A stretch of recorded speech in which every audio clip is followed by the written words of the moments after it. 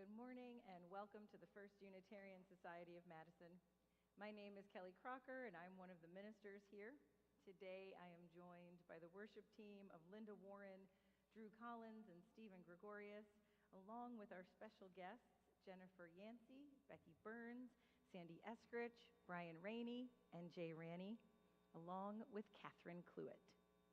The vision of First Unitarian Society is growing souls, connecting with one another, and embodying our Unitarian Universalist values in our lives, in our community, and in our world. We look forward to greeting you all at coffee hour after today's service out here in the Commons. It is also where you will find our activity for all ages that we are going to begin creating together in our service in just a few moments. And if you're visiting us today, welcome. We're so very glad that you are with us. And if you'd like more information about First Unitarian Society, please stop by the welcome table located outside the center doors. And for those of you connecting virtually with us today, we are very glad that you are with us as well. We hope that you'll be able to join us for our virtual coffee hour immediately following today's service. The information for joining can be found on the homepage of our website, fusmadison.org, as well as on the slide that will be seen again after the postlude. Our announcement slides will also be shown briefly after today's service We encourage you to take a moment to watch those and learn about our upcoming programs and activities. And now, I invite you to join me in a moment of silence as we center ourselves and bring ourselves fully into this time, joining together once again in community.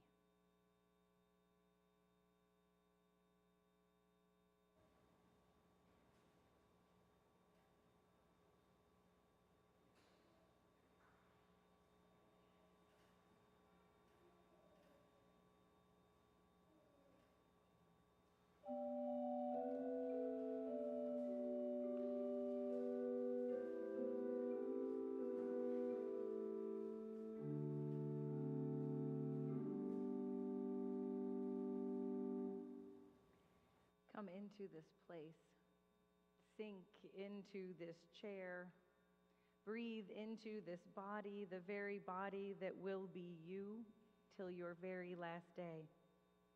Come into this day, raise your gaze into this light, this one steadfast sun who watches over all growing beings, even you, even now. Come into this heart and break into the boundlessness of wild beauty, no beginning or ending in you, but flowing through you like white water, reaching toward all that ever was and all that ever will be. And if you will rise now in all the ways we do to join in our words of affirmation as Becky lights our chalice.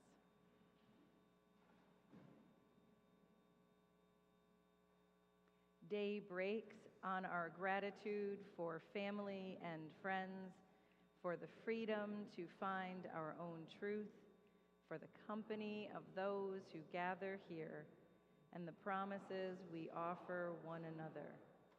Let the light of day bring the grace of faith into our lives. Rise up, O flame, by thy light glowing, show to us beauty, vision, and joy. Please join us in our opening hymn, number 40, The Morning Hangs a Signal.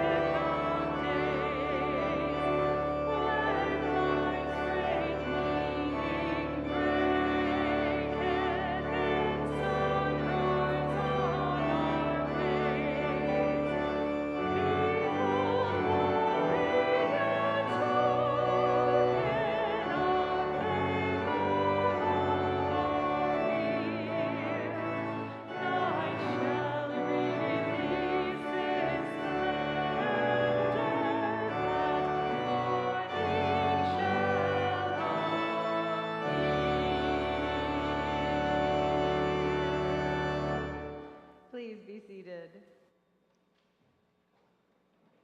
So today we are fortunate to have 4 folks who are going to deliver their belief statements for us. All 4 of them have been coming-of-age facilitators, and they have worked with countless youth to help them write belief statements that they deliver at our coming-of-age service each year. And so for our service today, we have turned the tables, and we have asked them to deliver their statements for us. So what we would like to do now, though, is to bring all of you into this activity of thinking about what it is that we believe. And so this board here, we're calling it our belief board, it's got some statements on it already. Things like the holy is found in nature. Laughter is healing. Rituals help ground me. Creativity feeds the soul. Each person has worth and dignity. Life is messy. We need to be here for each other. There is a spark of divinity in each of us. Our relationships with others help us know the divine. Life is better with a pet. We are each called to do the work of justice. Eating can be a sacred act. So, I ask all of you, I'd love it if you would yell one out. What is a one-sentence belief statement? Something that you believe.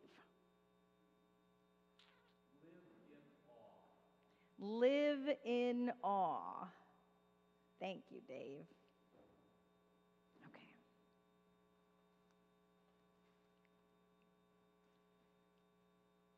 No peace without justice. All right. You all know that voice, right?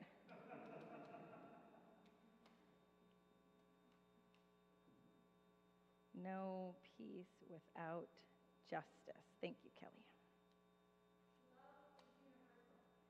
Love is universal. Oh, thank you.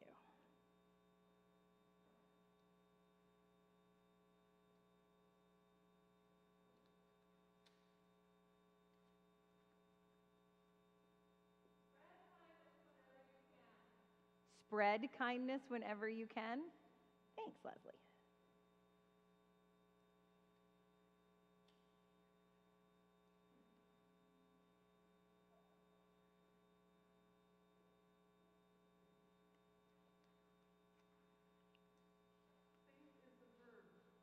Faith is a verb. Love it.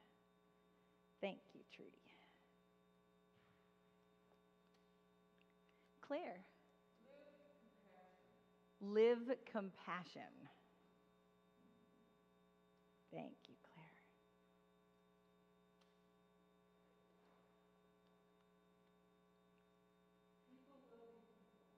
People will be people. Those are some true words, Barb. People will be people. Makes me think of one. There is very little that I actually control. Got it. Okay. There are powers greater than me. Thank you, Rainey. There are powers. In fact, right now, powers greater than me are these labels. Okay. I can do it. There are powers greater than me.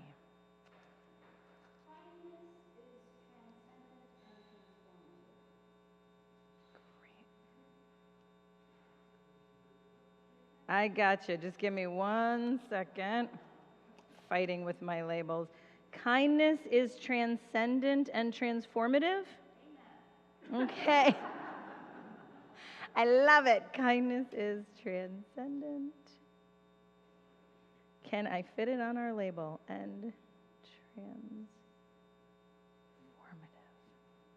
Okay. All right, I'm caught up. Yeah, Judy. Oh, all right. Your spirituality is what you do in your everyday life. How we doing on nails, Sandy? Doing great. Okay. Got a few more purposes. All right.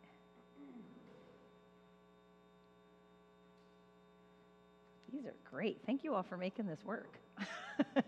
Jean. Live today. Got it.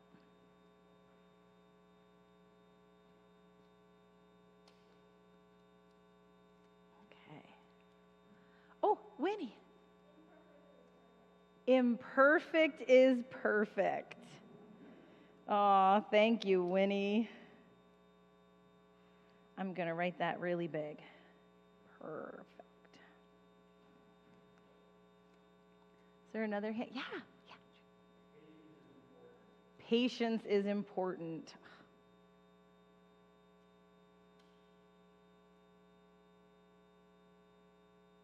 Okay. Potential for 2 more. 2 more. Okay. Yeah. Go ahead. Tell me, Cleo. When you feel sad, think of something that makes you happy. Oh, when you feel sad, think of something that makes you happy. Thank you, Cleo.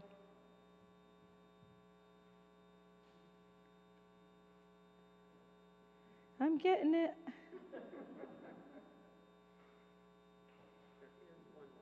One more nail. Do we have a last one out there? One more nail. Yeah, Emily. No meaning but the meaning we make. Y'all are good at this. Why was I worried? We're on standby for nothing. I know, I had the 4 of them on standby. No. Oh, these are beautiful. So this activity comes to us from, I saw it at the Unitarian Church in Koleșvar in Romania many years ago, and they had a board like this, and now what you do is during coffee hour, if you believe patience is important and that love is universal, find 2 that resonate with you. Take a piece of yarn, tie it from one nail to the next. And so when we're all done and this board is full of yarn and you have found things that resonate with you, it will be a visual reminder for all these different beliefs that we hold, and though our beliefs may be different, how much we truly all have in common. Thank you all for making this work.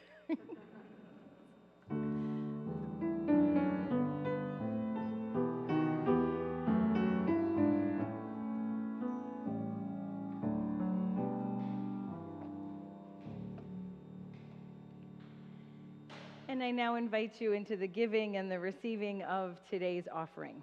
We give freely and generously to this offering to sustain the ongoing work of this community. You'll see on the screen that you can donate directly from our website, fusmadison.org.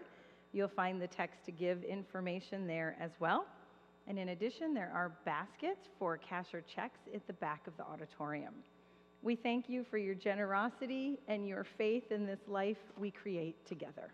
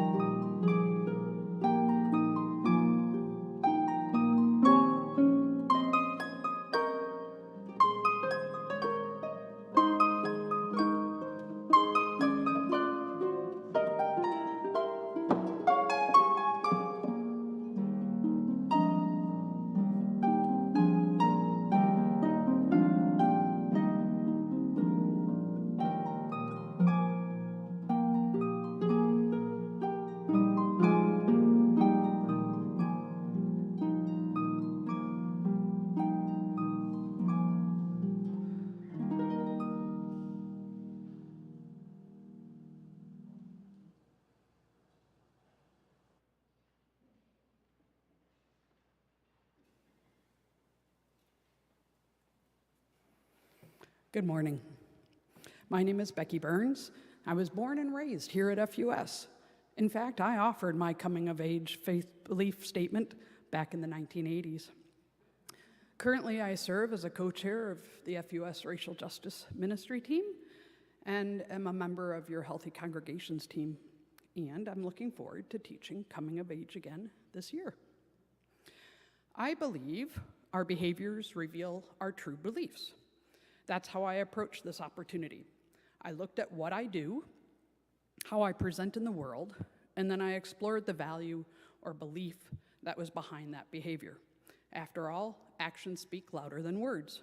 And here's what I came up with. I believe, as humans, we must care for each other. Like all living beings, some are weaker, others stronger, some are healthier, some are smarter, some are wounded. And no one's at fault for the way they are, and no one is superior to any other. Every person adds value to our world. So why wouldn't we all care for each other? If someone needs help, I like to help. If someone can be self-sufficient, then I like them to take care of themselves and lend a hand towards others. It's likely this belief that has led to my career in helping families who have children with disabilities, being a pen pal and a friend to inmates in our prison system, and happy to lend a hand to friends and family members in need.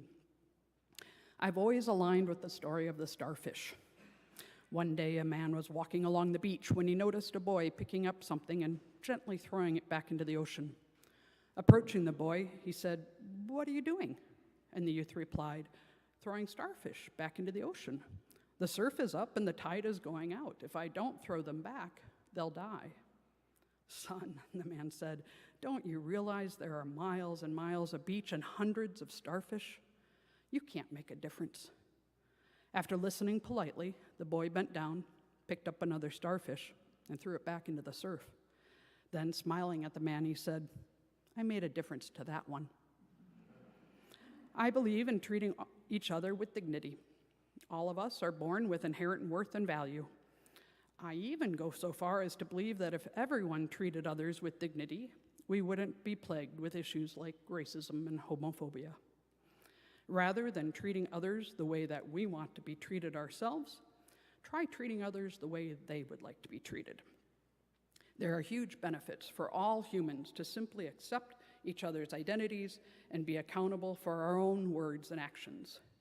If we focus on those behaviors, I believe we would live in a world with more joy and peace. I think humans are responsible for the world that we've created, and its future is ours and ours alone to change. I believe in respecting oneself and others. I treasure healthy boundaries. If I'm expecting someone to express gratitude for what I have done for them, then I've crossed a very important boundary, and it serves as a sign to me that I've overextended myself. The heart of volunteerism is not in the recognition you may or may not receive. It is the satisfaction one receives from the mere act of contributing to the better outcome of others. I think it's essential to establish and uphold healthy boundaries as a measure of respect to oneself and those you love.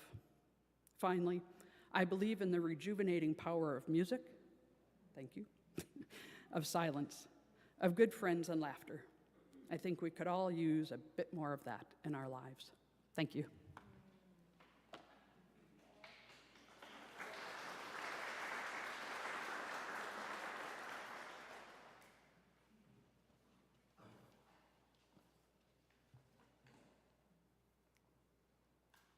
I believe in silence.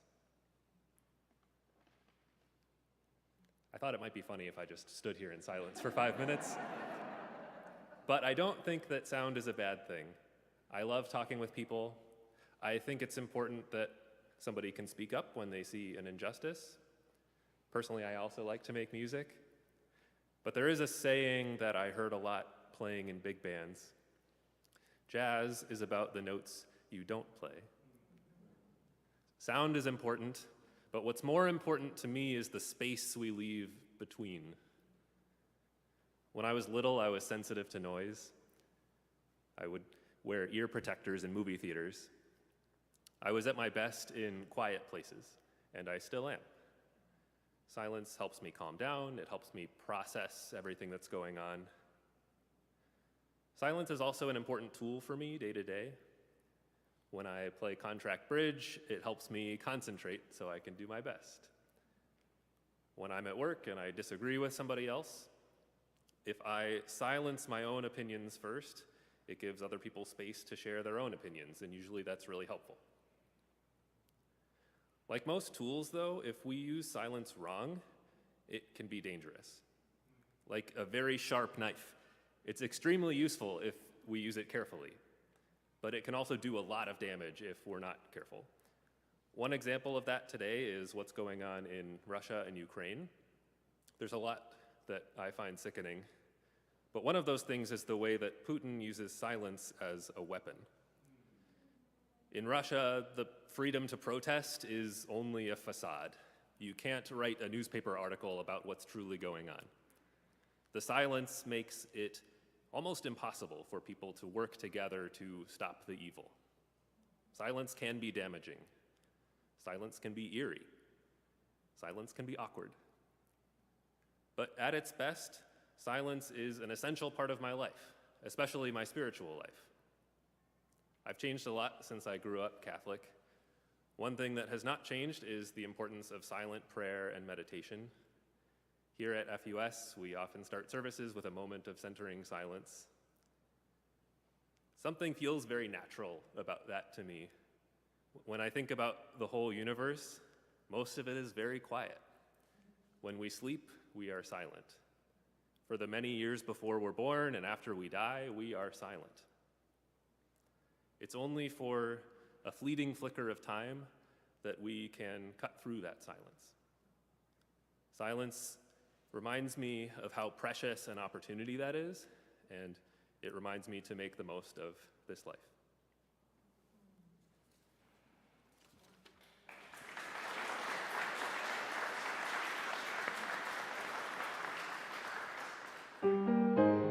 Please rise in body or spirit and join us for hymn number 1008, When Our Heart is in a Holy Place.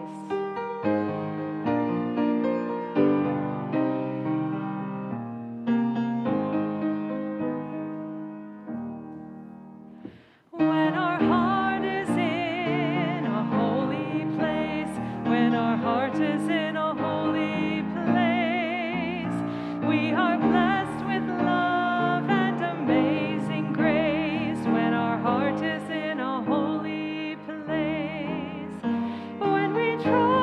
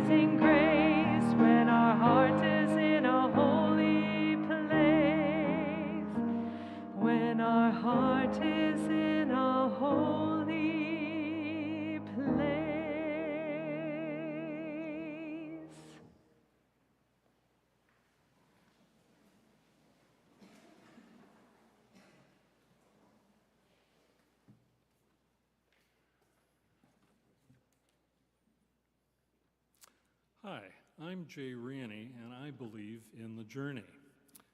I first encountered Unitarian Universalism as a teenager more than 50 years ago when my family moved from Illinois to Madison, and I joined First Unitarian's youth group. During the course of my life's journey, I've attended UU churches in other places, but I've always considered First Unitarian Society of Madison my spiritual home. I was once married here. I've attended many, too many, memorial services for departed friends here. And for many years, I've taught religious education classes under the superb leadership of Leslie Ross and Kelly Crocker in order to help my daughter and then many other young people decide whether UUism is right for them. What do I personally believe? There are many paths for each of us, but here are 3 of the milestones along my personal path. The first is the challenge. Over the years, I've heard regularly from time to time a stream of cracks about Unitarian Universalism, including some from people who otherwise have very liberal values. Those cracks were to the effect that UUism is a mushy religion, kind of a collection point for people who want some connection with religion but don't want to put too much energy into it. I don't believe that. Many years ago, at a UU service I attended in Milwaukee, a congregant got up and said, you know, people think UUism is easy. It's not. If you do it right, it's the hardest religion there is.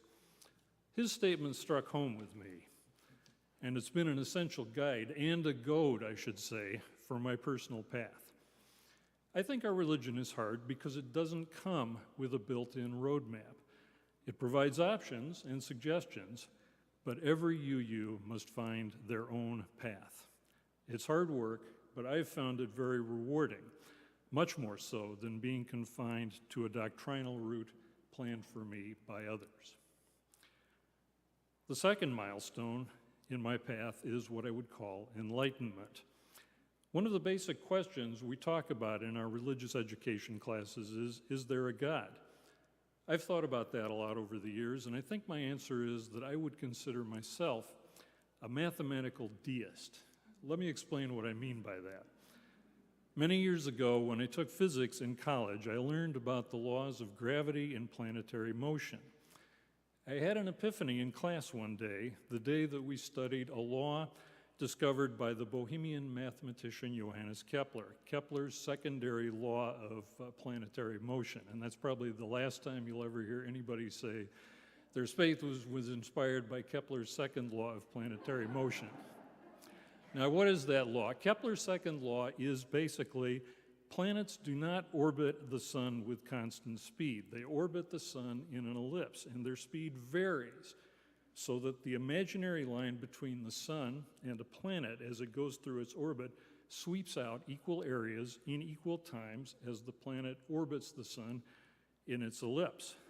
For some reason, when I heard that day, I thought, you know, that can't have happened by chance. These laws of motion and gravity cannot have happened by chance. The universe can't be random. It can't. There must be some higher power out there that created this beautiful mathematical order. Now, I may never figure out, probably never will figure out, the deeper nature of that higher power, but I do feel a calling to think about it and to relate it to my life experience, particularly when we address other questions that we address so often at First Unitarian. For example, if you do believe in a higher power, how do you reconcile that with the existence of evil, with the tragedies, and with the loss that life inevitably brings? What is true goodness, and how can one achieve true goodness? Working through these questions is very hard. I am grateful to Unitarian Universalism for reminding me to keep at it and for providing resources that I can use to look into and explore my path. The work of exploring this path itself brings comfort and sometimes, and I have to confess only sometimes, a little bit of progress. The final milestone in my journey is community. In the many years that I've been here, I've put most of my energy into religious education, and as a result, I have to confess I don't know some members outside of that area very well. But I will tell you that seeing people, even those I don't know very well, gather as I walk into church on a Sunday to get ready for class, or as I walk in on a Christmas Eve for the Christmas Eve service, or other days for other services, this gives me a real feeling of being at home. That feeling sustains me outside of church as well, and it helps me know always that I am in the right spiritual community. I am grateful to you all for helping to make that happen. And that, in a nutshell, is what I believe.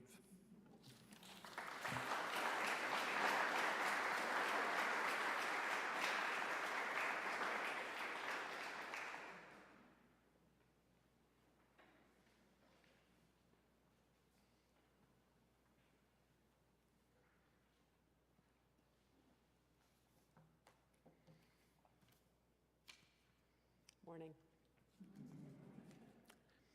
When Kelly asked me to consider doing this, I thought, sure, I'm all set for this, because when we ask our 9th graders to finally sit down and put a pen to paper and just write what they believe, I mean, Bryan and I were sitting there with them for 45 minutes or an hour in silence while they wrote, and I thought, well, I got to do the same thing. So I pulled out what I was writing in, and I wrote my belief statement.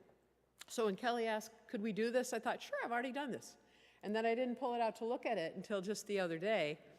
And I thought, well, yeah, that's mostly still true. And as Bryan and I said, I think I've edited it every day since then in just a little bit. There's pen marks all over it. I believe in living an intentional life. I believe we as humans are social beings. We benefit from our relationships and from belonging to community. During the pandemic, our assumptions about our own agency were, and I think continue to be, severely tested. I was fortunate to be part of a family pod. We could be in each other's homes, share meals, share fears, and share relative successes. It required honesty and living not just for oneself, but required constant decision-making for the benefit of that small, valued community. I think we've all learned from that and are continuing to learn from that. Lives are short, fragile, and maybe all we've got. My experience in community is varied. Here at FUS, a wonderful community. In my neighborhood, I feel in community, with circles of friends and previous professional colleagues, some from more than 30 or even 40 years ago. We've developed long-term relationships that are important parts of us throughout the years. To do this requires focus and patience, to really know people over a lifetime, know and care about individuals over a lifetime. I benefit from each of these communities and these relationships, and I believe I have something to offer that's valuable to each. Intentional living requires a physical body. Our bodies need to be fueled and moved and rested. To truly be well involves the physical self, and without physical self-care, we don't have the focus, energy, or endurance to live fully. I think about the presence that we experience in meditation. I notice the presence they experience when they're producing music. I feel like, to me, I find presence sometimes in physical activity, and whether that means swimming, where breathing is everything, you have to breathe, you have to keep breathing, or whether that means hill climbing on a bike, where your whole brain and your whole body are acting as one to move up that hill without falling over sideways. Clearly, our bodies don't last forever, and neither do our lives of conscious living. Is there more than intention and physicality? Yes, I think so. Intentional living requires reflection, empathy, and perspective taking. We choose how to invest our resources, our time, and our energy, and from what basis do we make those decisions, those choices? All of us have values drawn from lived experience and maybe from vicarious experience. What are my values? Kindness, honesty, the natural world, empowering myself and empowering others, and physical presence and exertion. Everyone draws their choices from their values, expressed or silent, acknowledged or not.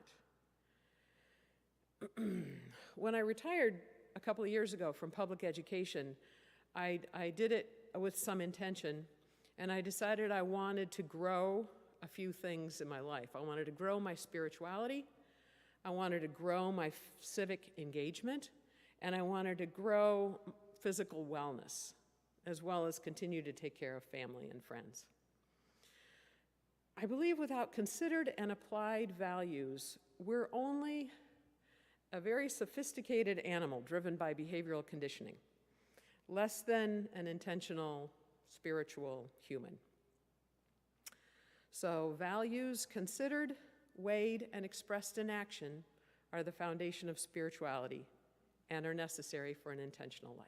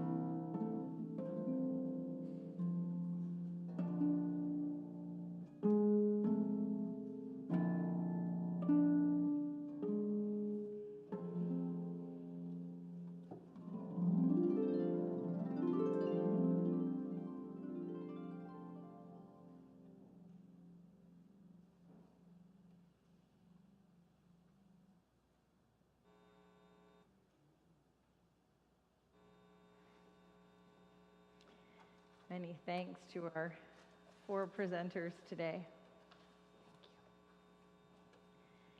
We gather each week creating a community of love and support, a place and a time where we can share the celebrations and the sorrows of our days.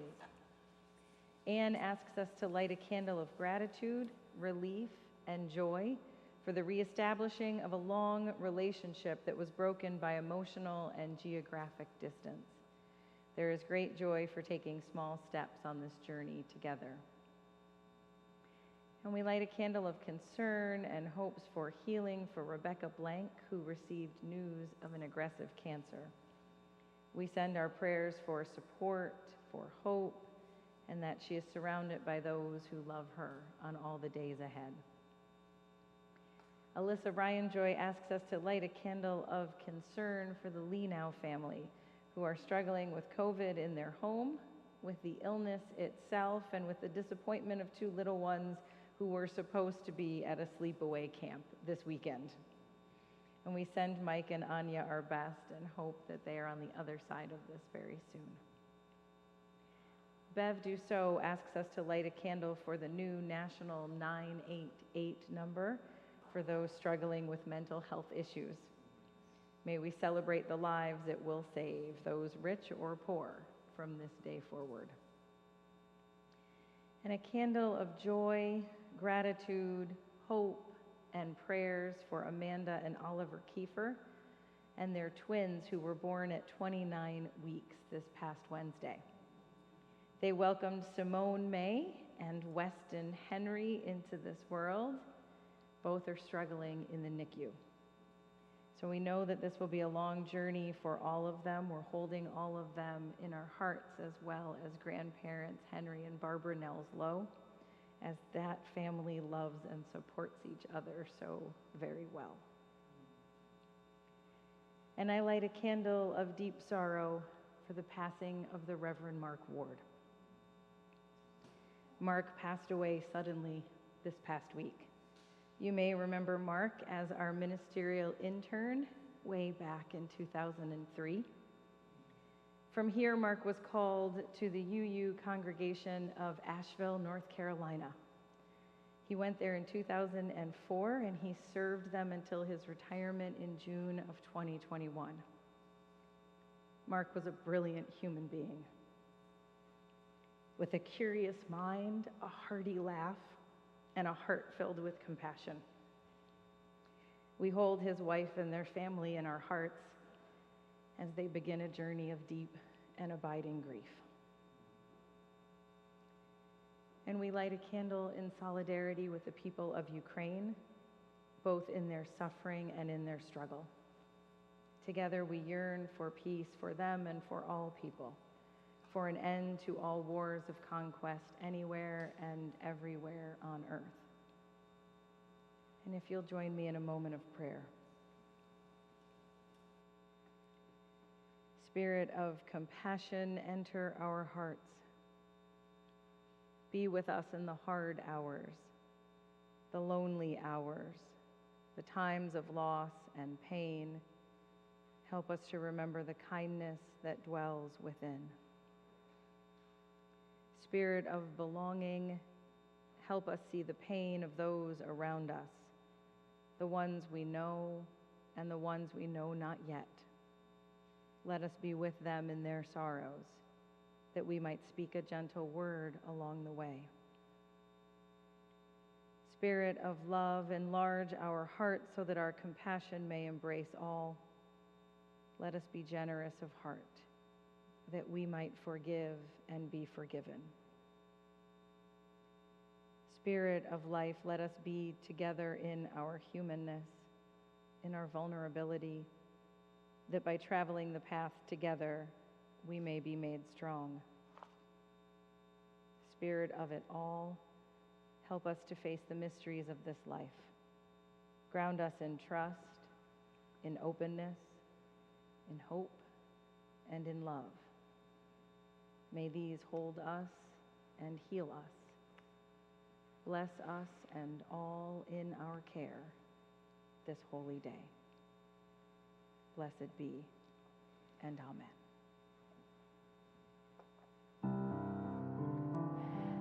There is a love holding us. There is a love holding all that we love. There is a love holding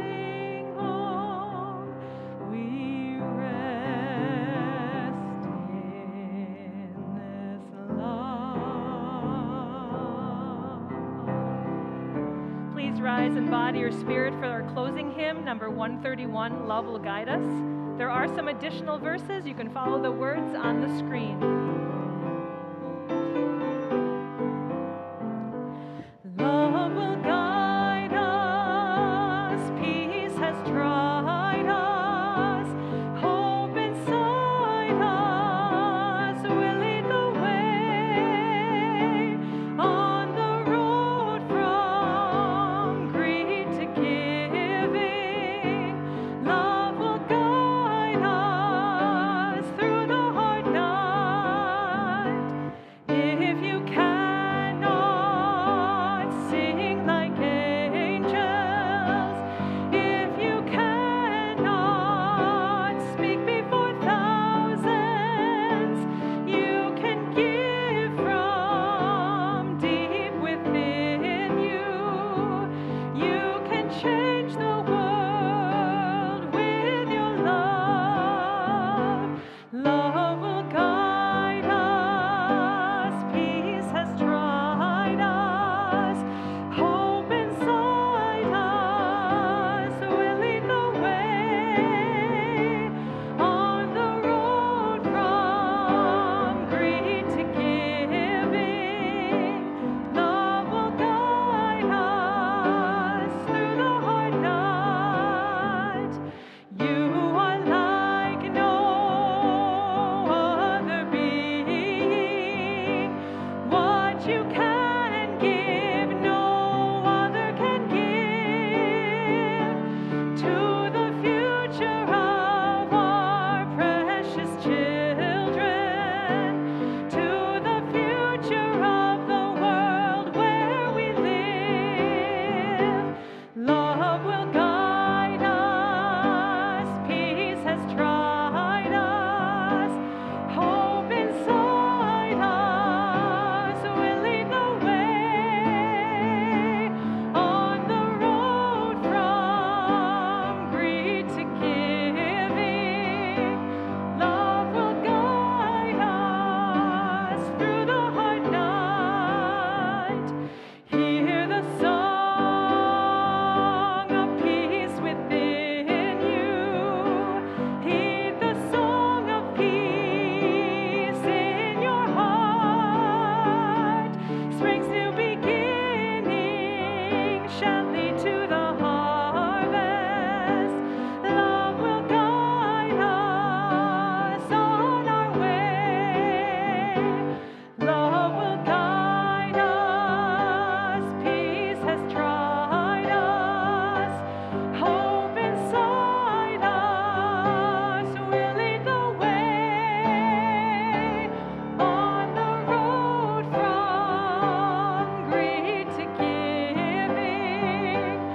Love will guide us through the hard night.